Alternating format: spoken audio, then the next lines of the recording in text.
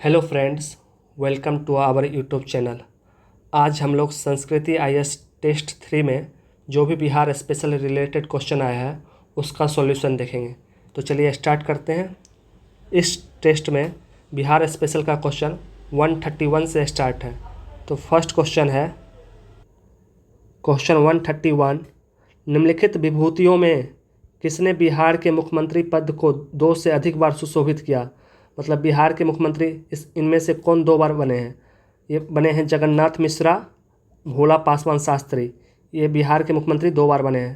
तो इसका आंसर हो जाएगा ऑप्शन ए। 132, बिहार में अधिकारों के संरक्षण हेतु मानव अधिकार आयोग की स्थापना निम्नलिखित में किस वर्ष में की गई। मानव अधिकार आयोग की स्थापना बिहार में 2000 ईस्वी में किया गया। 2000।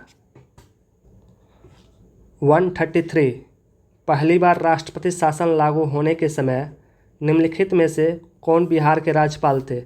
बिहार में जब पहली बार राष्ट्रपति शासन लागू हुआ था उस टाइम बिहार के राज्यपाल थे नित्यानंद कानून गो और मुख्यमंत्री थे भोला पासवान शास्त्री। 134, बिहार में ग्राम पंचायत के संदर्भ में निम्नलिखित कथनों पर विचार कीजिए। बिहार में ग्राम पंचायत के संदर्भ में पहला है, ग्राम सभा की एक वर्ष में कम से कम 3 बैठकों का होना अनिवार्य है। ये गलत है। ग्राम सभा की एक वर्ष में कम से कम 2 बैठकों का होना अनिवार्य है। 2 है, इसमें महिलाओं के लिए 50% आरक्षण की व्यवस्था की गई है। ये सही है, 2006 में किया गया था। 3rd है, इसके द्वारा मत्स्य पालन से संबंधित योजनाओं का क्रियान्वयन किया जाता है। ये सही है, 29 सब्जेक्ट दिया गया है इसमें। उपयुक्त कथनों में से कौन सा सही है। ऑप्शन डी, केवल 2 और 3। 135, निम्नलिखित में किस तिथि को बिहार में पंचायती राज अधिनियम को लागू किया गया था। बिहार में पंचायती राज अधिनियम लागू हुआ था 8 अप्रैल 2006 से। 8 अप्रैल 2006 से बिहार में पंचायती राज अधिनियम लागू हुआ। 136, बिहार महिला आयोग के संदर्भ में निम्नलिखित कथनों पर विचार कीजिए। बिहार महिला आयोग, इसका पहला स्टेटमेंट है, अध्यक्ष सहित इसकी अधिकतम संख्या 7 होती है। गलत। अध्यक्ष सहित इसकी अधिकतम संख्या 8 होती है। सेकेंड है, यह अपना वार्षिक प्रतिवेदन विधानसभा में प्रस्तुत करता है। गलत। यह अपना वार्षिक प्रतिवेदन राज्य सरकार को प्रस्तुत करते हैं। 3rd है, इसके अध्यक्ष का कार्यकाल 3 वर्ष का होता है। यह सही है, इनके अध्यक्ष का कार्यकाल 3 वर्ष का होता है। तो कौन सा सही है, केवल 3, ऑप्शन बी। 137, बिहार के निम्नलिखित विधानसभा अध्यक्षों को उनके कलानुक्रमानुसार व्यवस्थित कीजिए। विधानसभा के अध्यक्ष का लिस्ट दिया गया है, क्रोनोलॉजी में सजाना है। पहला है बिंदेश्वरी प्रसाद वर्मा। बिंदेश्वरी प्रसाद वर्मा विधानसभा के अध्यक्ष रहे 1946 से 1962। सेकेंड है लक्ष्मी नारायण सुधांशु। लक्ष्मी नारायण सुधांशु रहे 62 से 67 के बीच में। राम दयालु सिंह, ये 1937 से 1944 के बीच में रहे।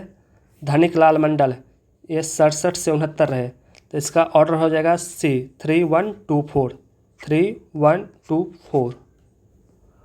138, वर्तमान में बिहार में महिला थानों की संख्या निम्नलिखित में से कितनी है। बिहार में महिला थानों की संख्या 40 है, 40, ऑप्शन डी। 139, पटना उच्च न्यायालय के संदर्भ में निम्नलिखित कथनों पर विचार कीजिए। इसकी स्थापना फरवरी 1919 में की गई थी। गलत। इसकी स्थापना 3 फरवरी 1916 को की गई थी। तो यह स्टेटमेंट गलत है। इसके प्रथम मुख्य न्यायाधीश सर हर्बर्ट रिवनटन मेरेडिथ थे। गलत। इसके प्रथम मुख्य न्यायाधीश सर एडवर्ड मेनॉर्ड थे। Sir Edward Maynard. तो कौन सा सही है, ऑप्शन डी, ना तो 1 ना ही 2।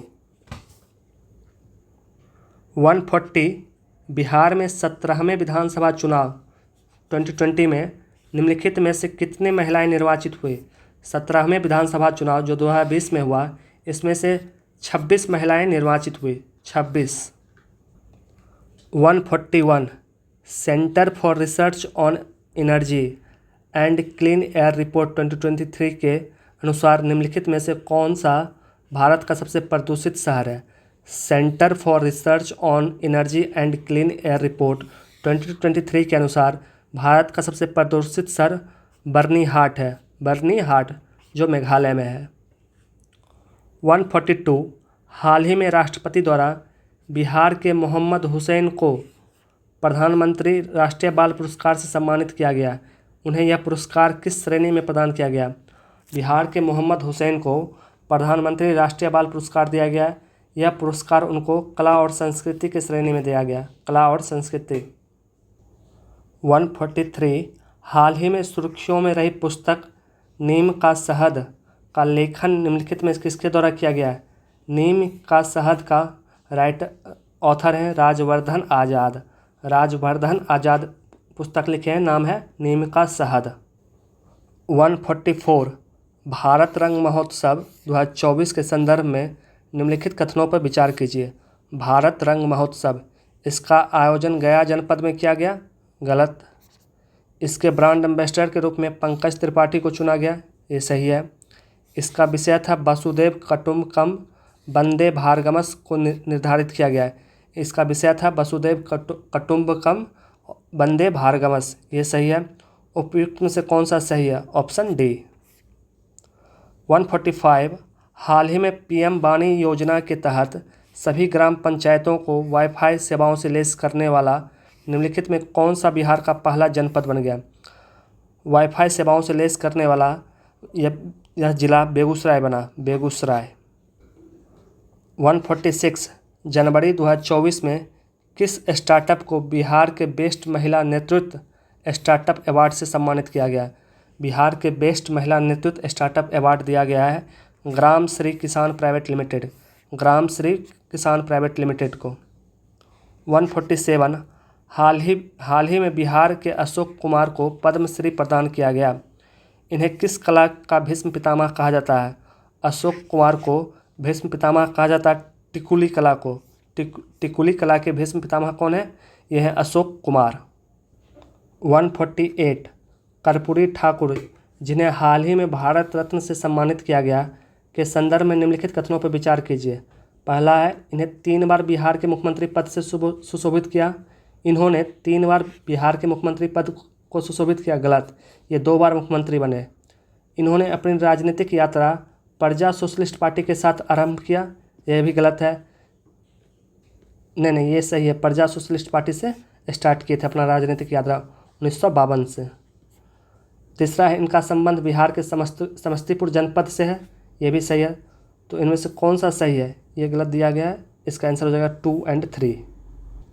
149 हाल ही बिहार के मुख्यमंत्री द्वारा बापू टावर का उद्घाटन पटना में निम्नलिखित में किस स्थान पर किया गया? बिहार के मुख्यमंत्री द्वारा बापू टावर का उद्घाटन पटना में गर्दनी बाग में किया गया, गर्दनी बाग।